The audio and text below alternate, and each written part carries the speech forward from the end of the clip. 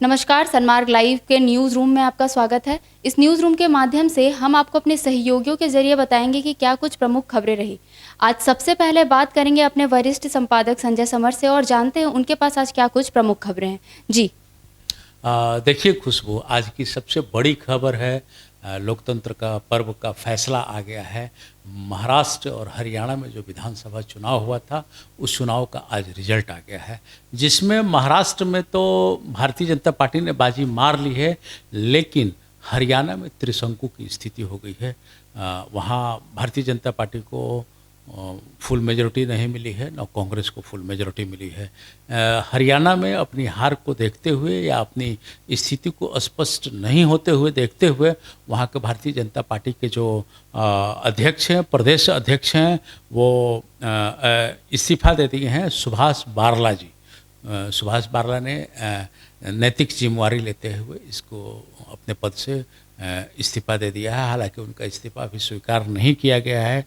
आज बैठक में तय किया जाएगा कि सुभाष बारला जी हरियाणा के प्रदेश अध्यक्ष रहेंगे या नहीं रहेंगे। दूसरी तरफ एक बात आई है कि ओवैसी की जो पार्टी है AIMIM, उसने बिहार के किशनगंज में खाता खोल लिया है। किशनगंज विधानसभा सीट से वो जीते हैं, वहाँ भारतीय जनता पार्टी की स्वीटी सिंह को हराया है। ओवैसी की पार्टी ने महाराष्ट्र में भी 3 सीटें जीतकर अपनी उपस्थिति दर्ज कराई है कि वो ओवैसी को अलग से उत्साहित हैं। आज प्रदेश कार्यालय में, पार्टी के प्रदेश कार्यालय में, ओवैसी के पार्टी के प्रदेश कार्यालय में इस पर लोगों ने मंथन भी किया है और काफ़ी इनके नेता उत्साहित दिखे हैं। दूसरी तरफ अगर हम चलें इस हरियाणा और महाराष्ट्र की बात को लेकर के, तो महाराष्ट्र में मुख्यमंत्री पद को लेकर के चिक चालू हो चुका है।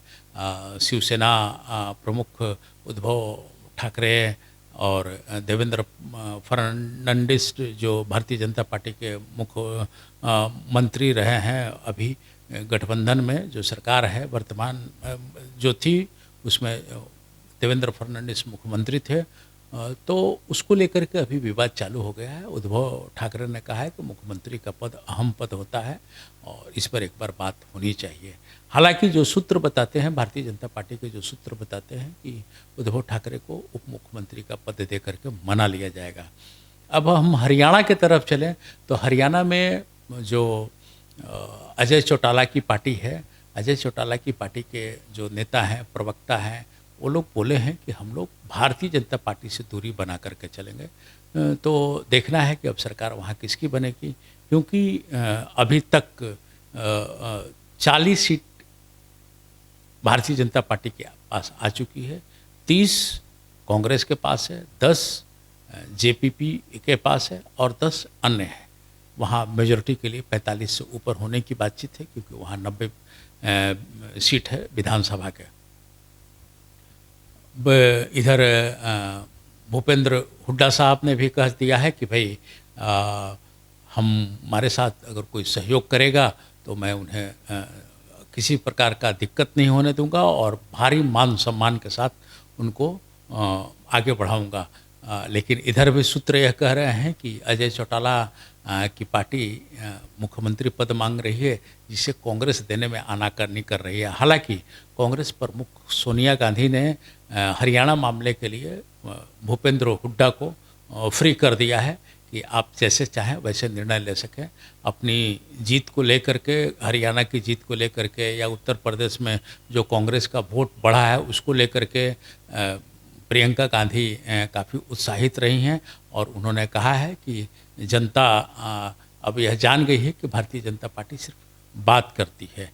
लेकिन फिर हम महाराष्ट्र की बात करें तो महाराष्ट्र में भारतीय जनता पार्टी गठबंधन काफ़ी मतलब फुल मेजॉरिटी में आ गया है, तो वो सरकार बना लेगा। अब देखना यह है कि आज शाम में जो बैठक होती है उस बैठक का क्या रिजल्ट निकलने वाला है। झारखंड की बात करें खुशबू, तो यहाँ अभी भी अपराध नियंत्रण में नहीं है। अपराध का ग्राफ लगातार बढ़ रहा है। बीते कल एक 6 साल के बच्चे का अपहरण कर लिया गया है, जो रामगढ़ के OP क्षेत्र पश्चिमों का मामला है।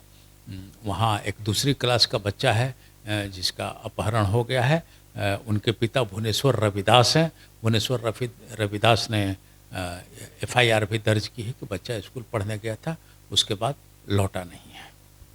सर, मैं आपसे एक और अहम प्रश्न पूछना चाहूँगी कि हरियाणा में बीजेपी की हार का क्या वजह हो सकता है? देखिए, इसको सीधे सीधे कहें तो भीतरघात की संभावना से इनकार नहीं किया जा सकता है। जैसे मान लीजिए कैप्टन अभिमन्यु जो हारे, जो वहाँ के वित्त मंत्री थे या जो लोग भी हारे, वो मेन कारण भीतरघात ही हैं, जिसके चलते ये चीज़ मैंने सामने आई है। कैप्टन अभिमन्यु जो पिछले चुनाव हुआ था उसमें मुख्यमंत्री पद के दौड़ में थे, तो वहाँ के जो लोग बताते हैं या सूत्र जो कहते हैं उसी हिसाब से भीतरघात का रिजल्ट हुआ है। दूसरी तरफ हम चले तो तथाकथित धर्मगुरुओं का वहाँ पे काफ़ी प्रभाव रहा है, चाहे राम रहीम हो चाहे रामपाल सिंह हो, जिनके साथ वहाँ की सरकार, राज्य सरकार के रिश्ते अच्छे नहीं रहे। दोनों के दोनों जन आज जेल में हैं, कारण पता है ही। तो उनके समर्थक या कहें या उनके अनुयायी कहें, वो बड़े पैमाने पर हैं, उसको इनकार नहीं किया जा सकता है। राम रहीम के भी बड़े पैमाने पर समर्थक हैं, वो अपने आप को हरिजन नेता बोलते हैं, बैकवर्डों के नेता बोलते हैं। रामपाल जी के साथ भी वैसे ही हैं। तो ये सब चीज़ मिल करके लबो-लुबाव ये रहा।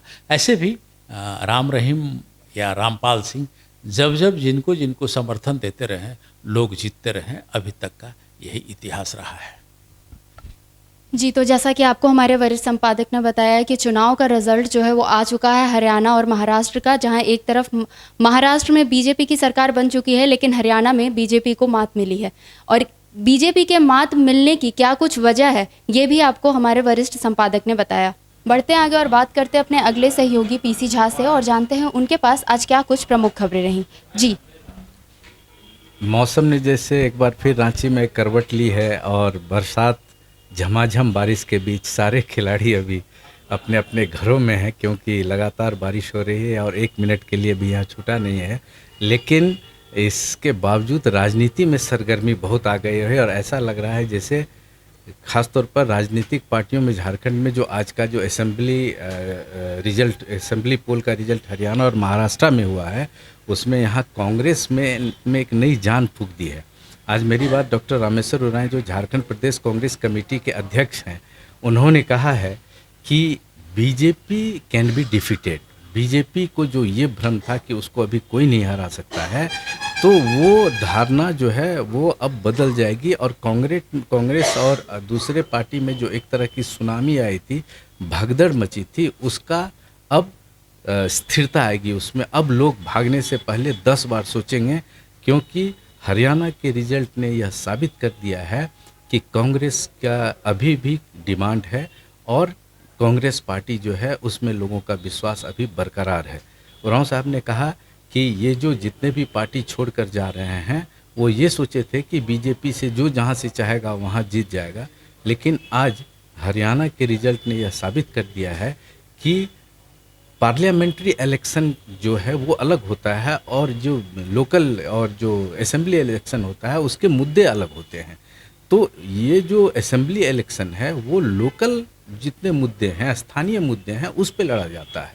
इसलिए अब जो हरियाणा का जो रिजल्ट और महाराष्ट्र में भी बहुत अच्छा रिजल्ट नहीं हुआ है, तो एक नई एनर्जी आई है और उनका कहना है, रामेश्वर उरांव साहब का कहना है कि अब जो है लोग, हमारे वर्कर्स जो है दुगुने उत्साह से काम करेंगे और मतदाताओं के पास जाएंगे और लोकल मुद्दे को सामने लाएंगे, क्योंकि रघुवर सरकार जो है, ये रामेश्वर उरांव जी का कहना है कि रघुवर सरकार जो है, जो अभी जो सरकार है वह पूरी तरह से फेल है और पब्लिक उसको भी नकार देगी। इसमें इंटरेस्टिंगली रामेश्वर उरांव साहब ने एक एक्सपेरिमेंट किया है। उन्होंने एक नंबर मिस कॉल के लिए छोड़ा है कि जिसको भी कांग्रेस का ये सदस्यता ग्रहण करना है, एक नंबर पर, जो नंबर है उनका 9587999500, इसमें मिस कॉल देने से वो कांग्रेस के मेंबर बन जाएंगे। ऐसा हुआ तो मैंने उनसे पूछा कि क्या इसमें अभी तक क्या रिस्पांस है आपका, कितने लोगों ने अभी तक मिस कॉल किया है? तो उन्होंने कहा कि नहीं, अभी मैंने इसकी शुरुआत ही की है और मैंने अभी तक इसको देखा नहीं है, लेकिन ये जो इसमें पब्लिक लोग इसे पसंद करेंगे, जितने लोग मिस कॉल देंगे वो इसमें जुड़ते जाएंगे। यही आज की पॉलिटिकल डेवलपमेंट। जी, तो जैसा कि आपको हमारे सहयोगी पीसी झा ने बताया कि हरियाणा के रिजल्ट के बाद कांग्रेस में कहीं न कहीं जान आ गई है और उनको भी लगने लगा है कि yes, BJP can be defeated. बढ़ते हैं आगे और बात करते हैं अपने अगले सहयोगी कीर्ति तिवारी से और जानते हैं उनके पास आज क्या कुछ प्रमुख खबरें रही। जी कीर्ति। जी खुशबू, देखिए चुनाव का माहौल है तो खबरें भी चुनाव से जुड़ी ही हैं। मैं राजद की बात करूं, यानी कि महागठबंधन में जैसे आप सभी जान रहे हैं कांग्रेस है, जेएमएम है, जेवीएम है, राजद है। तो यहाँ पे मैं राजद लोकतांत्रिक की बात कर रही हूँ। राजद लोकतांत्रिक ने भी ये कहा है कि दल बदल का जो, जैसा कि हम सभी जान रहे हैं कि अभी दल बदल का जो ये फेर है ये लगातार जारी है। तो इसमें राजद लोकतांत्रिक भी अपने आप को पीछे नहीं साबित करना चाहती है। उसने भी कहा है कि राजद लोकतांत्रिक में भी जो लोग हैं बढ़ चढ़ के हिस्सा ले रहे हैं। दल बदल की जो नीति है वो लगातार जारी है और राजद लोकतांत्रिक पर भी यह नीति लागू हो रही है।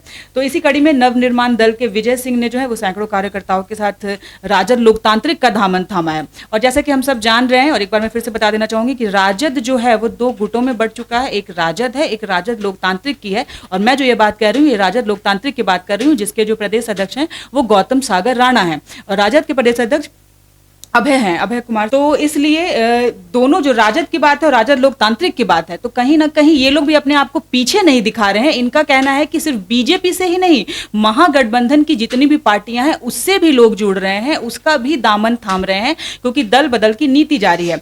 वहीं जेएमएम पे मैं आ जाऊंगी। जेएमएम की मैं बात करना चाहूंगी कि सुप्रियो भट्टाचार्य ने जो है वो इस बार सीधे सीधे बीजेपी पर निशाना साधते हुए कहा है कि महाराष्ट्र और हरियाणा में जो चुनाव परिणाम के जो रुझान आ रहे हैं उससे स्पष्ट जो है साबित हो रहा है कि बीजेपी जो है वो कहीं ना कहीं अब पिछड़ रही है। लोकसभा चुनाव में भले ही बीजेपी को बहुमत से जीत मिली हो, लेकिन इस चुनाव में, यानी आने वाले जो विधानसभा चुनाव है, झारखंड में जो विधानसभा चुनाव होने जा रहा है, उसमें जो है अब जनता बीजेपी को पहचान गई है और उसे तड़ी पार करेगी। तो ये कहा है सुप्रियो भट्टाचार्य ने।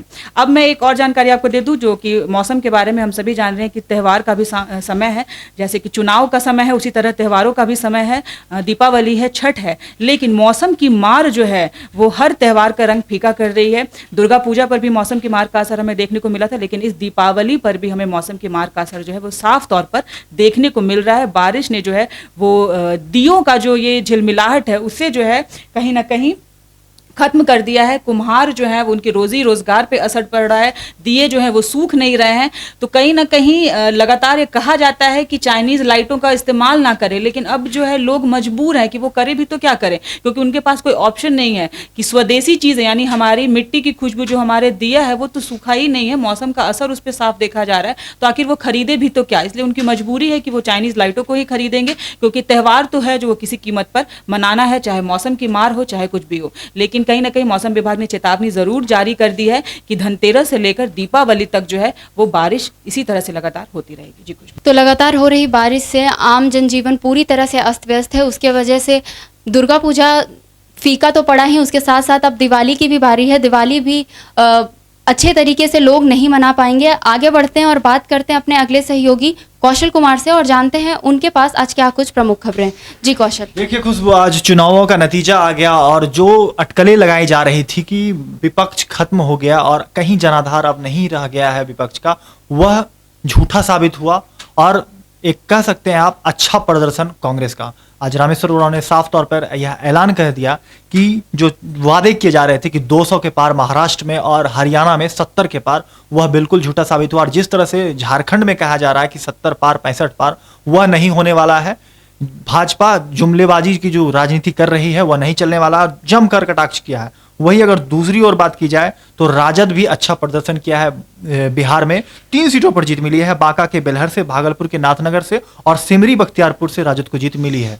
तो कहीं ना कहीं महागठबंधन मजबूत होते जा रहा है, चाहे वो कांग्रेस हो, राजद हो। और तीसरी बात मैं ये बतला दूं कि AIMIM जो कि यहाँ झारखंड में भी चुनाव लड़ने का दावा कर रही है, और जिस तरह से महाराष्ट्र में 3 सीटों पर जीत मिली और बिहार के किशनगंज सीट पर भी AIMIM को जीत मिली है, तो कहीं ना कहीं देखा जा रहा है कि महागठबंधन मजबूत होता जा रहा है। भाजपा को अब इस चीज की, इस चुनावी जो रुझान आए हैं, यह क्योंकि लोकसभा चुनाव के बाद यह पहली विधानसभा चुनाव थी और उपचुनाव थी, तो यह साफ तौर से देखा गया कि जो जनता है वह कहीं ना कहीं भाजपा से दरकिनार होते जा रहे हैं, और जितने भी वादे किए जा रहे हैं भाजपा के खिलाफ, जो कई सारे ऐसी योजनाओं का लाभ मिल रहा है लोगों तक, इसका सीधा तौर पर से, या जो कहती है कि जो कोई काम नहीं हुआ या बार बार ऐसे दावे करते हैं, तो कहीं ना कहीं यह महागठबंधन अब यह साबित कर रही है कि अपने आप में लोकतंत्र को मजबूती के लिए महागठबंधन भी अब धीरे धीरे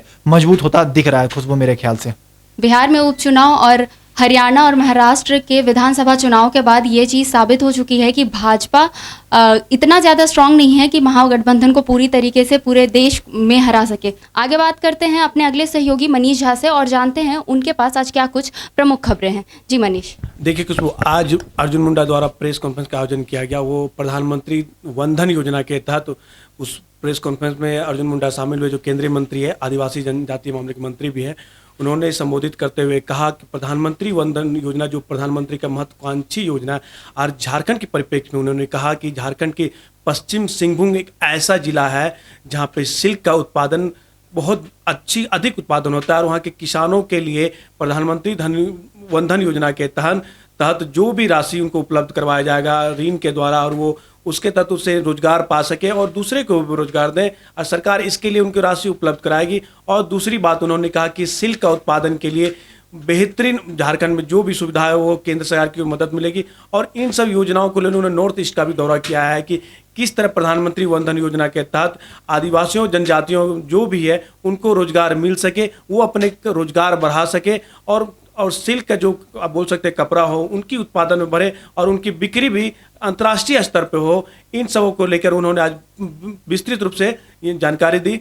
और दूसरी खबर की बात करें खुशबू, तो पारा शिक्षक 5 दिनों से हरमू मैदान में आपका धरना पे हैं। उन्होंने आज आक्रोश भरी बीजेपी प्रदेश कार्यालय में जमकर उन्होंने घेरने की कोशिश की।